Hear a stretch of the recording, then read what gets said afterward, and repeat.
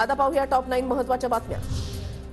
बारामतीमध्ये आज सकाळपासूनच उपमुख्यमंत्री अजित पवारांकडून विकास कामांची पाहणीनंतर अजित पवार जनता दरबार घेणार, तर दिवसभर विविध कार्यक्रमांचंही आयोजन। देशात गेल्या 24 तासांमध्ये 752 कोरोना रुग्णांची भर, 325 रुग्ण कोरोनामुक्त, तर 3420 रुग्णांवर उपचार सुरू, 4 रुग्णांचा मृत्यू, आरोग्य विभागाची माहिती। राज्यात सार्वजनिक आरोग्य विभागाकडून कोरोनाच्या पार्श्वभूमीवर टास्क फोर्सची स्थापना, टास्क फोर्सच्या अध्यक्षपदी डॉक्टर रमण गंगाखेडकर यांची नियुक्ती। पुणे मुंबई महामार्गावर रायगडच्या बोरघाट जवळ सलग दुसऱ्या दिवशी वाहतूक कोंडी, वाहतूक सुरळीत करण्याचा पोलिसांचा प्रयत्न सुरू। नाशिक बोरिवली मार्गावर धावणार इलेक्ट्रिक बस, नाशिक परिवहन आगारामध्ये टप्प्याटप्प्याने दाखल होणार 10 बसेस, एकदा चार्ज केल्यावर जवळपास 200 किलोमीटर धावणार बस।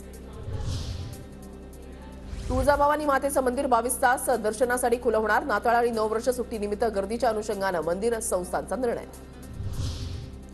गोंदियात अनुकंपधारकांच्या आंदोलनाला अखेर खासदार आणि आमदारांची भेट, 14 तारखेपासून जिल्हाधिकारी कार्यालयासमोर सुरू आहे आंदोलन। लातूरच्या सिंदालामध्ये पोलिसांकडून गाड्यांची तोडफोड, कला केंद्राच्या आवारामधली घटना, पोलीस मद्यधुंद अवस्थेमध्ये असल्याचं समोर, गाड्यांची तोडफोड करतानाचा सीसीटीव्ही समोर।